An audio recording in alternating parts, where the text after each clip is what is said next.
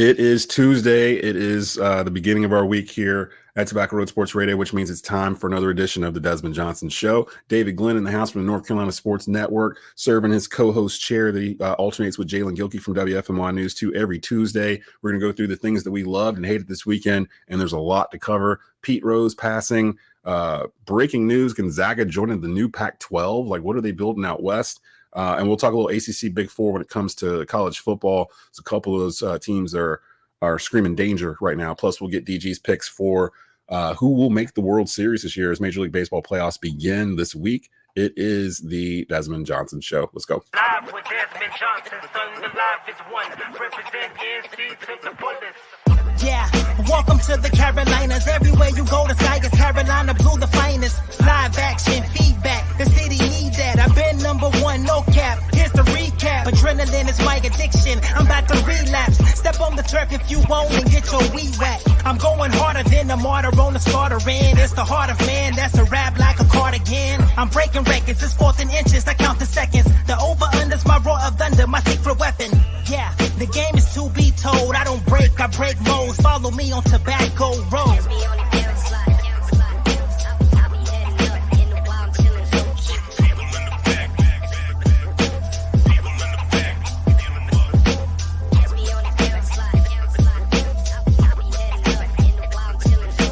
Live with Desmond Johnson, son, the live is one. Represent NC to the fullest.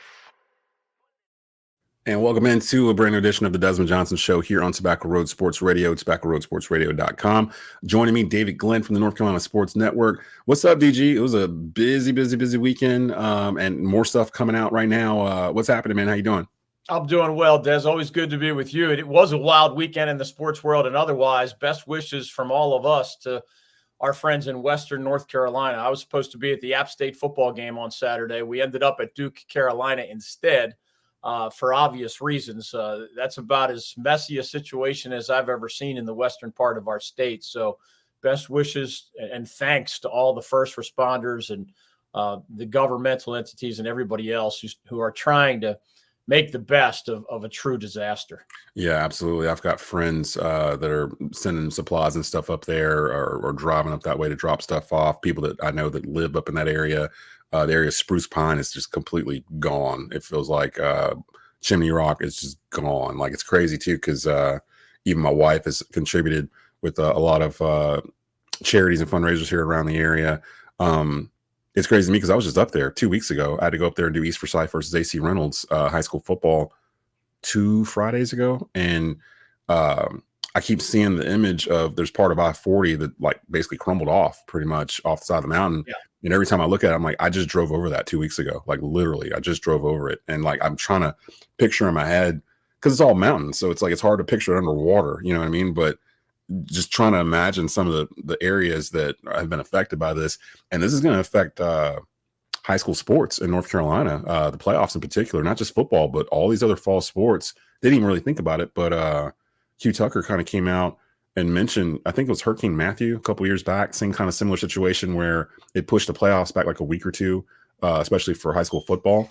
And we might be in a similar situation with this, but to be honest, I don't know how they're going to do this one, because some of them are saying, out west, that they're not going back to school for a month or two because they're using the schools as like shelters and places to get food and stuff. And some of these football fields are underwater or will be for a long time. So I don't know how they do this. And playoffs for football in particular would usually start the first week of November. So we got a month to kind of figure out how they're going to do this and get games in.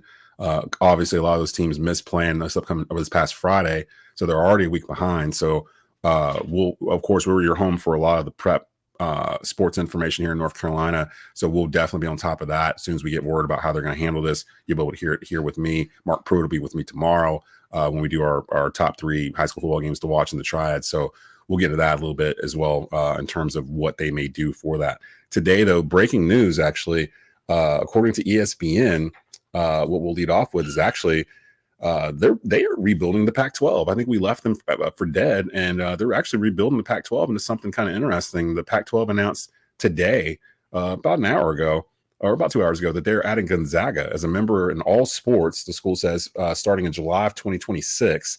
They bring, of course, a rich basketball tradition to this new Pac-12. They've reached the round of 16 9 consecutive times.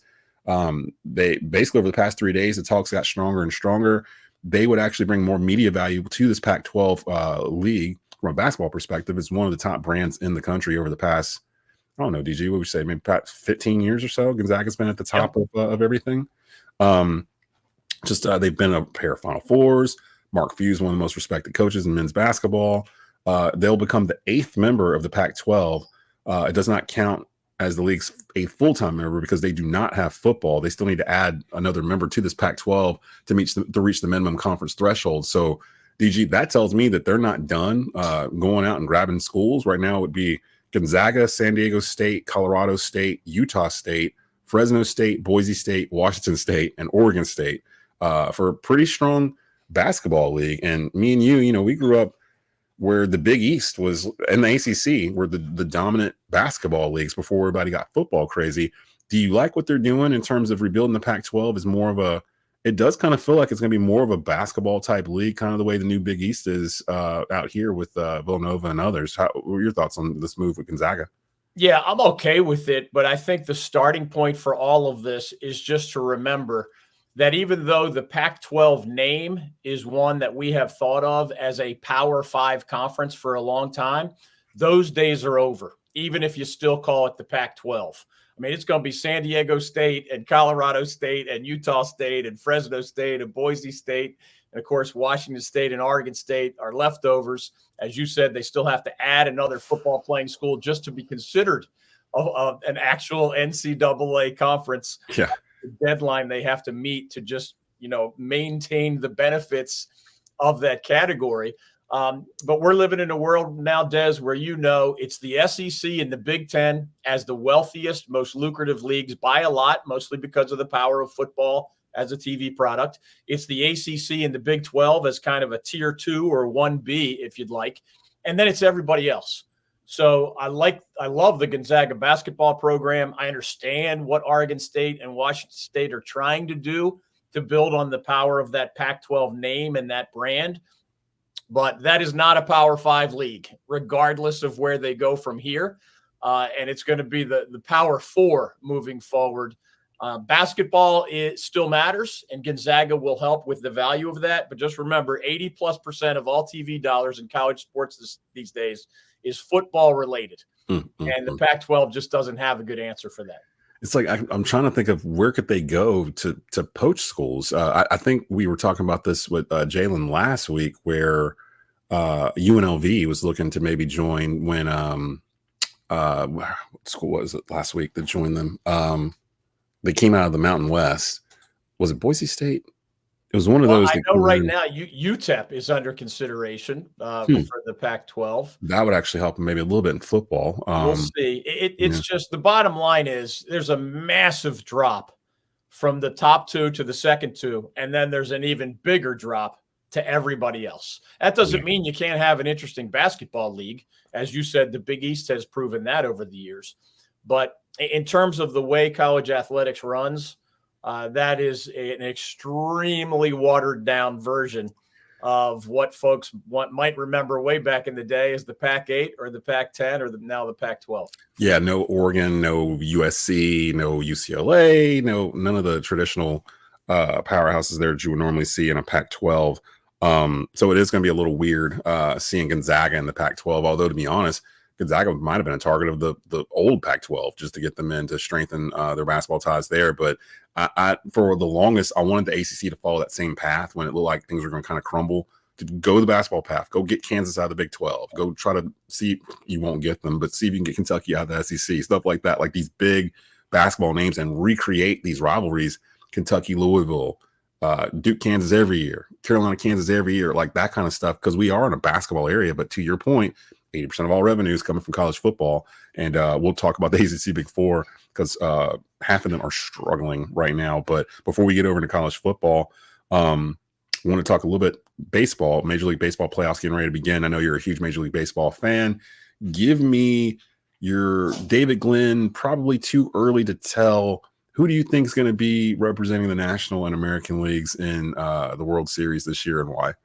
Well, it's hard for me to bet or root against my Philadelphia Phillies, the team that I grew up rooting for. It's a sport I grew up playing as an athlete more than any other, and I played all the way into my 20s. I still go to Phillies games, even as a North Carolinian, at least once a year up at Citizens Bank Park. So my rooting interests are with Philadelphia of the National League, no doubt about it.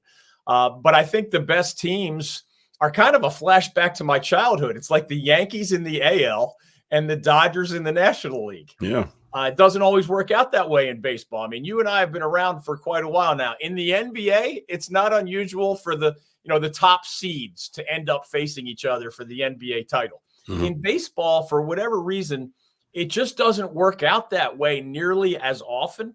And it's about momentum and how you've been playing lately. The Phillies actually have a couple of things going on in their bullpen and otherwise that give me pause about where they're headed.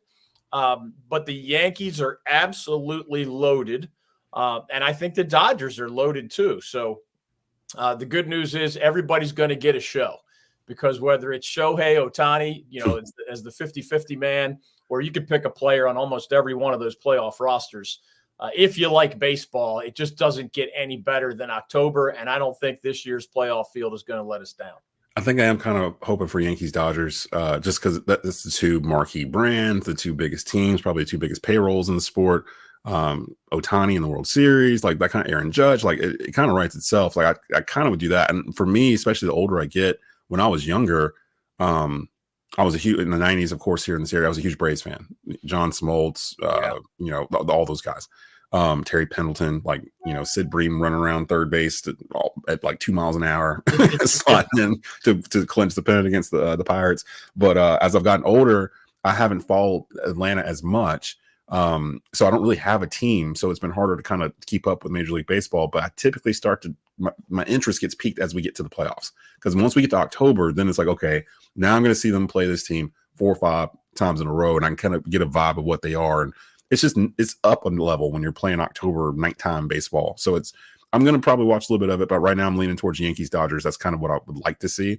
I know that's the easy pick, I guess, but that's kind of where I would probably go with it. Staying in baseball though, yesterday it was announced, or it was brought to our attention, that Pete Rose, baseball career hit leader, and has been basically banned from the Hall of Fame due to gambling and things of that sort. While he was there, he passed away. He was 83 years old. He passed away on Monday. So yesterday, 60s and 70s, he may have been the most exciting player in Major League Baseball. He was banished in 1989 for gambling. He was a 17-time All-Star. He was a switch hitter. Played on 3 World Series winners with the Reds. National League MVP in 1973. He was the World Series MVP 2 years later. He has the Major League record for games played, plate appearances, and the NL record for the longest hitting streak at 44 games. He was the leadoff man for one of baseball's most formidable lineups, the championship teams for the Reds in 75 and 76, that had Johnny Bench and Tony Perez and Joe Morgan. My question to you, being a baseball historian of sort yourselves, he is the career leader in hits, 4,256. He broke Ty Cobb's record. Is he going to get in the Hall of Fame? Like, was this something that, do you think they were kind of waiting for him to pass before the media would actually put him in, like in this weird kind of unwritten rule of baseball kind of thing? Like, he's not going to live to see this, but he does deserve to go in. Or do you think he doesn't get in based off of what happened, with the gambling and everything else? And it's kept him basically away from baseball until he passed. So is it even more likely now that he gets in the Hall of Fame that he's passed, or is he still in the same situation he was when he was here, where it doesn't look good for him to get in? What are your thoughts on this? Yeah, one thing that I've realized more as an older guy than I did as a younger guy is an appreciation for the phrase "never say never." And I really believe that Pete Rose will end up in the Baseball Hall of Fame someday. I don't think it's accidental that he was left out while he was alive. Remember, it is truly the number one rule in baseball. It's actually on the wall in every clubhouse in Major League Baseball history, modern history. Basically don't bet on baseball. And he did. And then he lied about it repeatedly. So he certainly didn't induce any favors by being so dishonest and so defiant for so long. There probably will come a time where everybody recognizes what you just said. I mean, he is that guy. He was an American icon. I grew up watching Pete Rose as a member of the enemy team, the Cincinnati Reds, to my Philadelphia Phillies, who often played each other in the postseason. And yet I respected him because I say to this day, Des, and we've watched a lot of athletes in a lot of sports, he was as intense a competitor as any athlete I've ever seen in any sport, college or pro. You can only tie what Charlie Hustle, Pete Rose's nickname, the effort and the attention to detail and the willingness to prepare and the willingness to play hard. You know, this is the guy who barreled over a catcher in an all-star game. The result of the game didn't even count. And he was just going at 110 miles an hour. So he was tough. He was a smart baseball player. He was prolific with his productivity and his longevity. Again, he didn't do himself any favors. I think America usually accepts someone who admits his mistakes, apologizes for his mistakes, etc. In the long term, usually America will kind of give that person the benefit of the doubt. Pete just blew that chance over and over and over and over. And if you're an executive in Major League Baseball, it's one of the most important messages that you can deliver in a world where we have expanded sports gambling, that this is one threshold we cannot tolerate you crossing. And Pete Rose is going to be a symbol of that, even in death, as he was in life. And I understand why Major League Baseball and those Hall of Fame voters decided to go that way. It's weird because baseball is really the only one where their Hall of Fame feels like there's guys that definitely need to be in it because they hold these like huge records in the record books, like most hits. That's a big deal. You know what I mean? It's one of those ones where it's like you might need to put them in the Hall of Fame, but nothing obscure about that one. Yeah, but for whatever reason, it's like no, you can't do it. And when I was a kid too, I remember it was nothing for like us, like, you know, third grade, fourth grade, fifth grade. We always knew who the home run leader was, like who, you know, it was Hank Aaron, you know, that kind of thing. We knew what the record was for home runs in a season, that kind of thing. You kind of knew who, even as a kid, for me growing up in the 80s and 90s, we knew who Pete Rose was. You knew what he meant to the game. So now it almost feels like it was a lifetime ban that was dropped on him. But with him no longer living, it's like, okay, so what does that mean now for his lineage? Does it mean that they can put him in now, or does that mean like in perpetuity? Like even if he's no longer here with us, we still can't put him in. I would think that maybe the sentiment over time is going to change regarding him.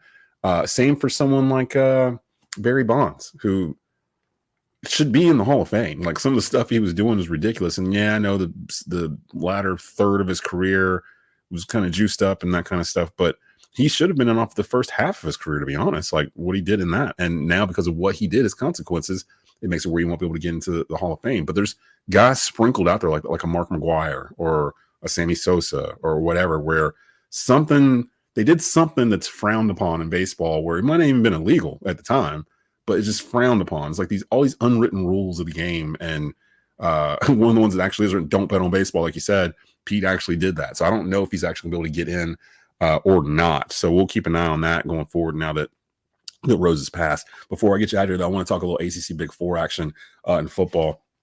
UNC and Wake Forest. Who you think's in more trouble here? Starting off with Carolina, Mack Brown has been kind of going through it the past 2 weeks, losing 70-50 the week prior at home, and then you this week you're up in you're up 20-0 against your arch rival Duke. You let Duke come back and win. They ended up winning 21-20. Mack kind of let it slip in the post locker room thing that maybe he should step down. That kind of got out to media. That was 2 weeks ago. He was more careful to control that emotion this week. Meanwhile, in Winston-Salem, Wake Forest goes to Louisiana and loses, and they're 1-3. I believe it's the worst start for Dave Clawson since he's been at Wake Forest. In your mind, who has more issues right now, Wake Forest or North Carolina? I think in terms of the 2024 season, Wake Forest has more issues. In terms of the bigger picture, meaning sign of a multi-year horizon, UNC football has more issues. And what I mean by that is this year, if you watch Wake play, they're actually a fun offense to watch. Hank Bachmeier, the transfer, is a good player at quarterback. Damon Claiborne, their running back, just got hurt, but he's really exciting when healthy. They have several very good wide receivers. They're a fun team to watch offensively at Wake. They just don't have enough dudes on defense. And Louisiana of the Sun Belt Conference just exploited that, as others did previously. Even UVA went to Winston-Salem and got a win against the Demon Deacons. So there's a great chance it's going to be a second straight season with no bowl for Wake. After, remember, Dave Clawson's the coach who set the all-time Wake record with 7 consecutive bowl appearances, the most in the history of the program. But the reason I say Carolina has more issues in the longer run is that they have a 73-year-old coach. Yeah. And, yeah, they have Omarion Hampton, who's an all-American caliber running back, but they're down to their third-string quarterback. Like Wake, they just don't have enough playmakers on defense.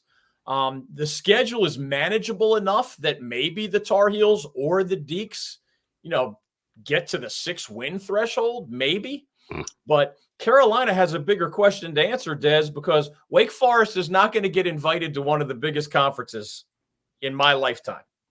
And UNC could, depending on how those Florida State, Clemson lawsuits go, there could come a time, and I mean this decade, there could come a time where Carolina is forced to make a decision. Where do you want football to be in that university's athletic department or even the university's universe? Where do you want it to be? Because if you really want an invitation someday, or maybe you feel like you have to jump for financial reasons to the Big Ten or the SEC at some point, I'm talking about down the road, you better be willing to spend big in the sport of football. Because if you can't be better than mediocre in the Atlantic Coast Conference in football, you have no chance in the Big Ten or the SEC. And obviously it's going to have to be a different coach if that transition comes down the road for the Tar Heels. So Bubba Cunningham, the athletic director at Carolina, has to work with the various stakeholders as they decide where they want football to be in that universe. And even if you believe Mack Brown deserves more time, and he's a feisty guy who I don't think would go away quietly, maybe he transitions to a fundraising role or something, but I don't even think that would be easy. Kind of like what Roy did, sort of. They have to decide what they want to do. And even if Mack continues coaching, you better, in your back pocket, start accumulating a list of his potential successors. Because whether it's next year or the year after that or the year after that, Carolina has to have a transition plan. And nobody knows publicly what that plan is right now, but the Tar Heels are certainly going to need one at some point in the next few years. See, and it's crazy, too, because Mack is a great recruiter, especially here in the Triad where I am, where he's literally circled the wagons around some of the top high school programs here in the Triad. Grimsley, East Forsyth, the quarterback at East Forsyth, Bryce Baker, he's a 3-star. He committed like 2 years ago to Carolina. And he's leaving early at the end of this high school football season and enrolling in Carolina early in January. And the way it sounds, he probably could start Saturday because they don't really have any quarterbacks left to play. I know there's some kids over there from Grimsley and from Glenn High School here. He's really been able to recruit the heart of North Carolina, and that's what I'm hoping whoever would come in after him could continue to do. Looking at the standings here in Atlantic Coast Conference, first of all, it's just weird to see Southern Methodist like towards the top of the standings in Atlantic Coast Conference, but you go through them, you start seeing like Stanford Cardinal, California Golden Bears, like it's just what? So like between and those teams that you mentioned, the ones that probably could actually do that and go to another league and excel, Clemson, Miami, I would say Florida State, but I don't know what's going on in Tallahassee right now. But in terms of wanting to prop up the program and put the money into it and everything else, I would say those schools. NC State's been flirting with it kind of the past like couple of years, like how deep they really want to go with their football program. Louisville as well. Louisville would put the money into it for sure. Then you got Duke. Duke is 3-0, 1-0 in conference play. They're 5-0. Excuse me. They're 3-0 at home, 2-0 away. They're 5-0. Are they the best college team in the state of North Carolina? I mean, it came down as to of today. a 1-point matchup between them and the Tar Heels. I don't think there's a great candidate for that trophy, if you want to call it that. No, that was yeah. I mean, we've seen State goes to Clemson and is down 45-7 at the half. Carolina gives up 70 at home to James Madison. I'll give credit for Duke credit for that 5-0 start. Duke hasn't been 5-0 to start a season in football since 1994. Wow. So credit to Manny Diaz and his staff. I do think they'll probably come back to earth a little bit. But still, until someone proves otherwise, maybe Georgia Tech and Atlanta this week, the Devils are undefeated. So to me, they deserve that championship belt for now. But this is a weird year where, East Carolina's just trying to make a bowl. Charlotte's not very good. Wake doesn't look very good. The Heels and the Pack have had embarrassing moments. App State is not as good as it usually is. I mean, there are some prominent programs down the ladder a little bit, if you want to look FCS, D2, et cetera. But at the FBS level, I'm not sure we have a great team among our 7 FBS programs in North Carolina. Again, with an asterisk for the Blue Devils, because 5-0 is as good as it gets. I'm not all that impressed at the 5 teams that Duke has beaten so far. Yeah. And their tougher games are ahead of them, but 5-0 is 5-0. And there's a whole lot of other coaches in this state that would love to be 5-0 right now. Tell me about it. And I do, or Tobacco Road as the production partner for North Carolina A&T, and they are going through it right now. They lost to South Carolina State this past Saturday, and lost to North Carolina Central the week before. They're 1-4. The only win was to Winston Salem State in overtime, which is a level below where they're playing. I will say, being over there every Monday, I do the press conference and I do the live stream for Coach Brown and everything else, and we tape the coaches show. The fans are, for the most part, kind of understanding what's going on because he did get hired late in the cycle last year. And this was really his first full off season with being able to recruit and use the portal and everything. And I flat out told him, I was like, look, man, I get it. It's vogue to use the portal these days and college football and all that stuff. But I'm ingrained with a bunch of high schools in this area. And there's a lot of high school athletes that are not getting opportunities that they used to get 5, 6, 7 years ago. They're not getting D1 anymore. Like it's D2 or junior or JUCO or whatever, because there's so many 23, 24-year-olds transferring around just to see where they can get playing time. And it feels like coaches would rather have the guy that's got 3 years experience at college as opposed to an 18-year-old coming in for the first time, unless you're just like this top tier recruit coming in. But it's narrowed the opportunities for the ones down below. And you got kids like Mitchell Summers at Grimsley, who I don't know if he's gotten a D1 offer yet, but he might be the best running back in the whole state. But he's 5'8", 5'9". So it's that type of thing. So there's talent here. And Mack Brown has proven it. He's coming here and recruited a lot of it. So is Dave Dorn at NC State.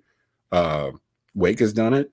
Duke has done it. There's kids on the Duke roster right now that I was doing stuff with in high school 2 years ago. So, I mean, it's here. It's just a matter of what they're going to do with it. But I agree, college football is kind of down in the state of North Carolina this year. And really in the ACC, if you kind of what I just pulled up the standings, there's only 3 ranked teams in the Atlantic Coast Conference. Miami is looking legit, although they had a scare from Virginia Tech this weekend.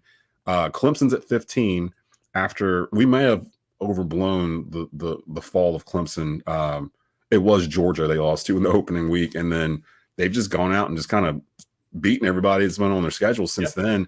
And then Louisville's hanging in there at number 22 in this week's poll, but there's nobody else that's in the top 25 from the ACC. Meanwhile, I think the SEC has like 6 teams in the top 10 or something like that right now, or like the top 4 all SEC teams. So it's just a totally different world in college football, and the ACC is just kind of living in it. Anything else you want to hit before we get out of here? Anything you saw this weekend that you want to touch on? Yeah, I just wish there were more great stories in college football right now, because it is that weird time of the year on our sports calendar where, as you brought up earlier, it's a fun time in October to check out Major League Baseball because hockey's not quite here yet. College basketball's not quite here yet, although it's knocking on the door. I'm going to be at the ACC tip-off event next week in Charlotte with all 17 coaches and players, star players descending upon the Queen City for that 17 school extravaganza over 3 days. But there are some years where a lot of fans in our state turn the page on college football in October because there aren't enough promising stories to follow. We'll see. It's up to these coaches and players and teams to kind of change that narrative. Otherwise, we're not going to be talking much about the local college football scene come November, and it will be a lot more about that 12-team college football playoff and the national picture, with maybe Clemson and Miami and possibly others, involved in that national picture, as a lot of folks around here are just kind of scrambling to try to get to a bowl game. Yeah, it's gonna be weird if we expand this thing to 12 teams. There's still only one ACC team that gets in, and it's the ACC champion with like 3 losses or something crazy like that. So we'll kind of see what happens with all that. I think I'm going to be at Duke. Would you believe I've never been to Duke University before? Like, I've passed it on the highway, but I've never been in Cameron Indoor. I'm supposed to go. I contribute to Sports Illustrated online for the Hornets, and I'm supposed to go there because the Hornets are doing training camp at Duke, and it started today, matter of fact. Actually, I'm going to talk with Sam Farber, I think a little bit later on this afternoon. He'll be on later on this week on here. But I've never been, and Skylar Callahan from Sports Illustrated asked me if I wanted to go, because I think I live closest than any other contributors with all Hornets. And I was like, yeah, sure. And now I'm not sure if I'm going. If I go, it'll be Thursday. I think they're scrimmaging Duke somewhere along the way here. So you might get some Cooper flag on Brandon Miller type action. I don't know how it's going to go. Yeah, that would be fun to be able to see and watch. But yeah, you're right. College basketball is going to be coming right around the corner. Preseason for the Hornets, that's coming around the corner. It's back road. Of course, you're home for Hornet Radio Network here in the Triad. You can hear it on WWBG 1470 AM, every game home and away. So all that's coming down the pipe. So got all that coming in. I'm gonna get DG out of here, and the rest of you guys need to get out of the lunchroom and go back to work. So for DG, I'm Des. You've been watching and listening to the Desmond Johnson Show. Back tomorrow, Mark Pruitt from Winston Salem Journal will preview his top 3 games in high school football coming up this upcoming Friday. We're getting down to the nitty gritty. We're in conference play. Got some huge ones coming up here on Tobacco Road as well. So we will see you tomorrow, 12:30 p.m. live.